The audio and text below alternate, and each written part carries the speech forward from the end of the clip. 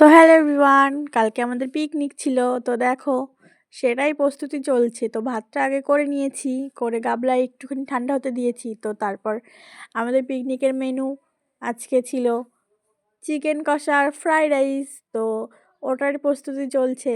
তো গাজর, বিনস, মটরশুঁটি আগে ওগুলো হালকা ফ্রাই করে নিয়েছিলাম। তো তারপর ভাতটা দিয়ে ওর মধ্যে লবণ, কাজু বাদাম, কিশমিশ, তারপরে মশলা একটু, চিনি দিয়ে ভালো করে মিক্সড করে নিচ্ছি, ঘি দিয়ে সব কিছু ভালো করে।